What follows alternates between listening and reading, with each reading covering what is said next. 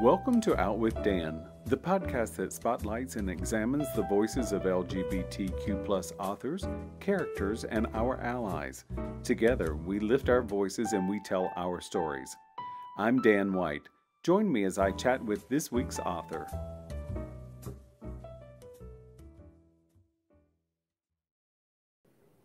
Hello and welcome back to Out with Dan. Today I'm excited to talk to Rita Chang-Eppig about Deep as the Sky, Red as the Sea. Welcome, Rita. Hi, Dan. Thanks for having me. Oh, my pleasure. This book was so interesting to me. I love the time period and I love the pirate story of it. How would you describe this book? What kind of genre would you put it in? Yeah, there's a funny story behind that. I remember when my agent first pitched this book to various publishers. And in the pitch letter, she wrote, well, this book is kind of a unicorn. And because you're right, it doesn't really fit into categories very neatly. And I remember being so scared. I asked my agent, I was like, do people want to buy unicorns? You know, like, are unicorns just this thing that people like to look at in the distance? But like the maintenance and upkeep costs too much. But you know, I was really happy that it found, you know, a very good home. And I do think it's a combination of different things. It's an adventure story in part because, you know, we're dealing with the high seas, but there's also a spiritual element that I really wanted to explore. You know, we can, you know, spiritual new age, whatever you want to call it. And at heart, it's also a story about queerness and queer identity, and also the kind of the found families that we make for ourselves when the world doesn't give us that many options. And so I don't really know what to categorize it as still. And at this point, I've kind of given up trying to label. Well, and it's a love story in so many different ways. And I think, you know, one of the things early on, your main character says, as a child, the sea was freedom. And I remember waiting to turn 16 to get a car so I could be free.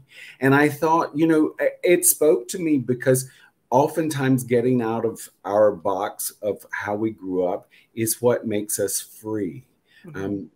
I found that to be your main character's goal. And I don't want to make that simplistic. I mean, your main character does a lot of things to survive, and that was wonderful. But I did like the fact that there were so many characters who were fluid. Will you talk about that and how important that was for the story? Yeah, I mean, I agree with you that certainly before the world kind of beats the main character, Shek Yeung, down, that for her, the sea was a way that she could live the kind of life that she felt like best suited her personality, that she wouldn't have been able to find on land. So, you know, I mean, this is a, you know, historical fact that back then, a lot of times, if you, you know, like if you didn't fit in with the social mores in some way, right? Whether it's gender, sexuality, religion, you know, I have a Muslim character in there who wasn't being freely allowed to practice his religion on land. Then there was a way in which the sea, you know, or piracy became an out for the folks that you know, couldn't live the lives they wanted on land. And so I do agree. I think that there's a way in which Shek Yeung finds her true self when she's at sea, and there's a way that many of the other main characters find their true selves as a result of being at sea. And I think that that's where I saw so much of, there's a respect for the sea, which the sea is a powerful entity of itself in real life, not just in fiction, but I mean, the sea swallows up lives. It also gives people a freedom, a life of its own.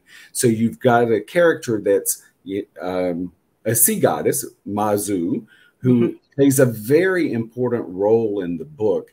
And what I think you did so wonderfully is your characters were so attuned to nature, which is something they would have been to be a pirate. You can't make a living at it if you don't look at the signs. And that spirituality was so beautiful to me in this. Is that something that you intended to do?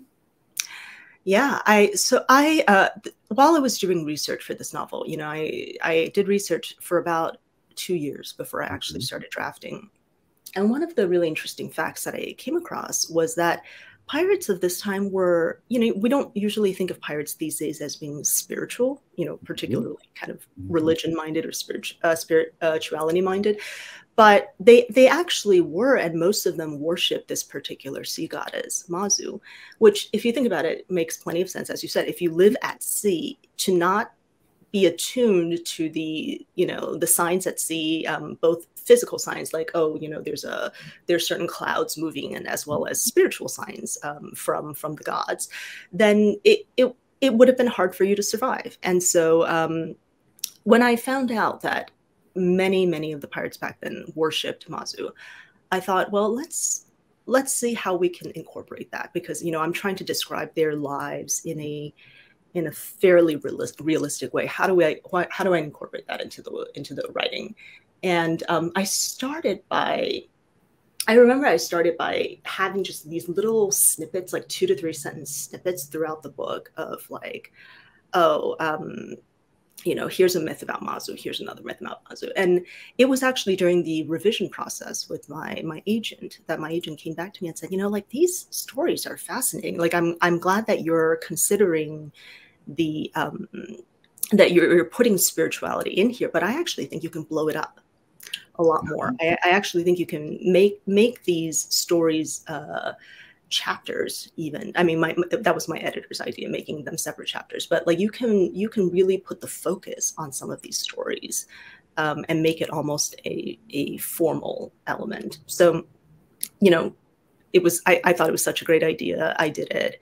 And I'm so glad that both my agent and my editor had similar bits of advice. Well, that's one of the things that I found to be so sweet about the book. It was something that I'm a very spiritual person, and so for me, it spoke to me. I know not everyone is, but for me, there's an honor to it. I worked for a cruise line for a while, and not at sea, but on shoreside. But it would occasionally go. The sea's not always happy. Sometimes it's angry, and you have to learn to navigate it. I was simply a passenger, but when your survival depends on it, it's a wonderful thing. And it's good to see that kind of respect for nature. Yeah. I enjoyed it a lot. Thank you. And I think that's what you just said was beautifully put, right? That that we can only kind of surrender to it, right? That yes. There's nobody can control the nature, definitely not the sea. And I think a certain amount of humility is necessary if you're going to be spending a lot of time on the water. I think so. And with your main character, Shek, what we see is she takes her life into her own hands as much as she can. So she understands that, just as with the sea, she understands that the people surrounding her have agendas, and she makes a way for herself, which I found to be so very empowering. In life, we sometimes have to do some things we're not overly happy to do to survive or to get ahead. And you've given that ability to your main character to make decisions that aren't easy decisions, but decisions that not only affect her life, but those of her loved ones as well.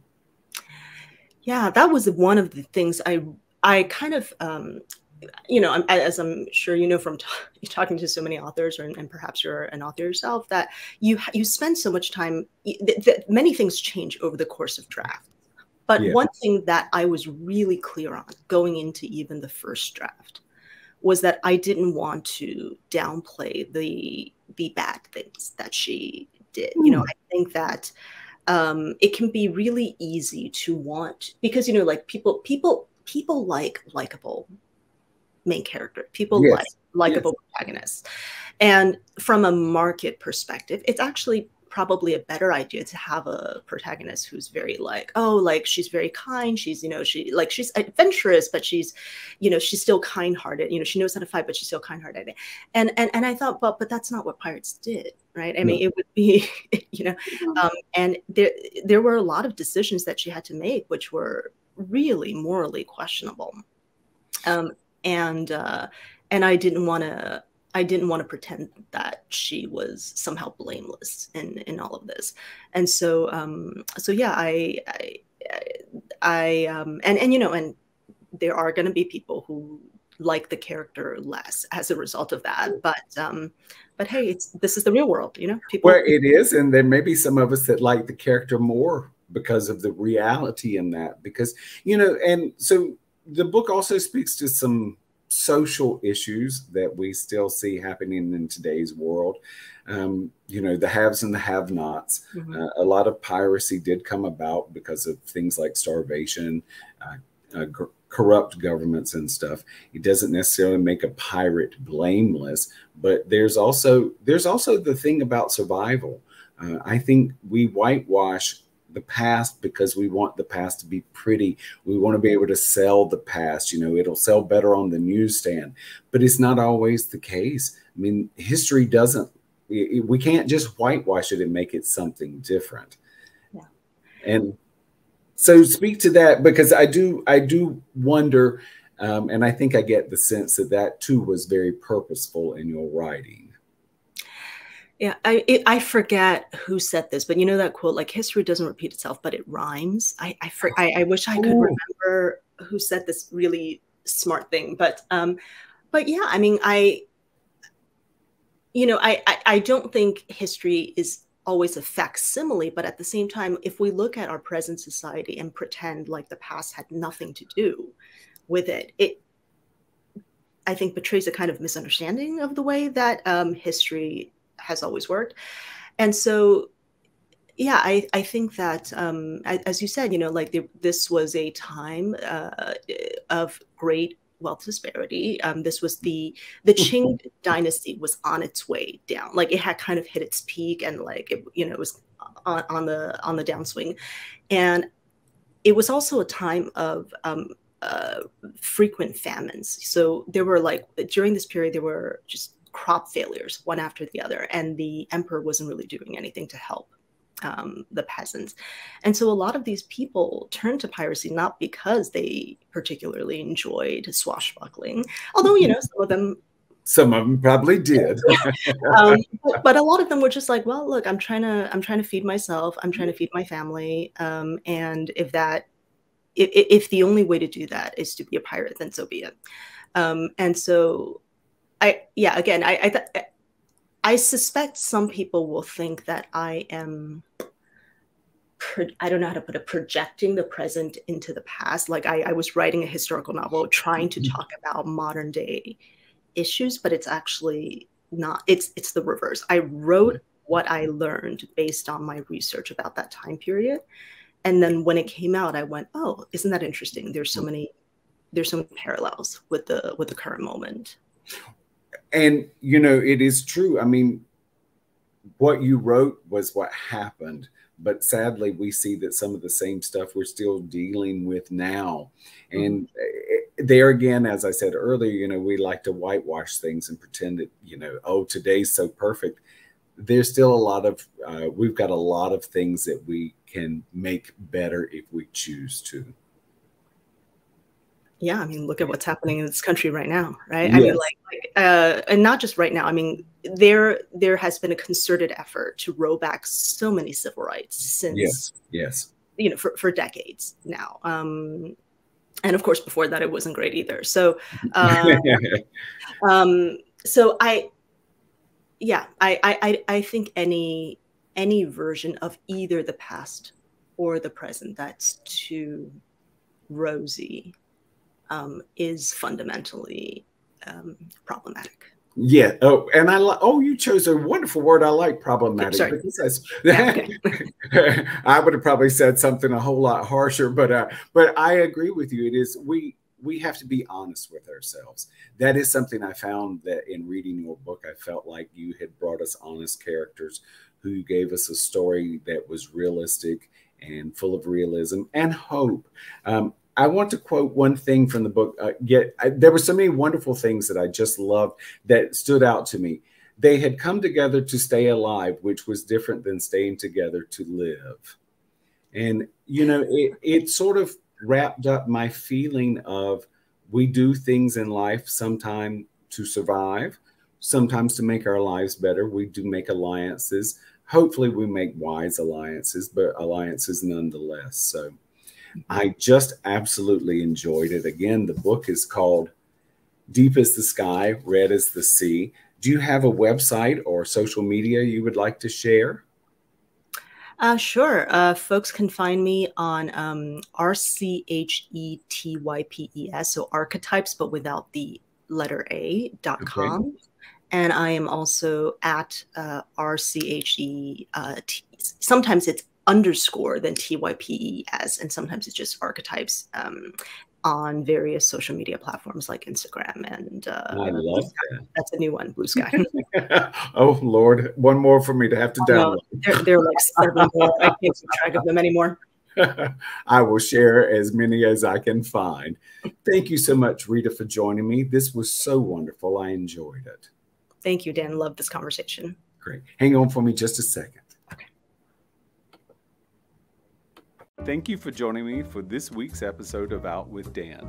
You can find more information about this podcast and its host at outwithdan.com, on Twitter at outwithdan, and on Instagram and Facebook at GoOutWithDan. This podcast is hosted by Authors on the Air Global Radio Network, and the theme music is provided by bensound.com. Join us again soon for the next episode of Out with Dan.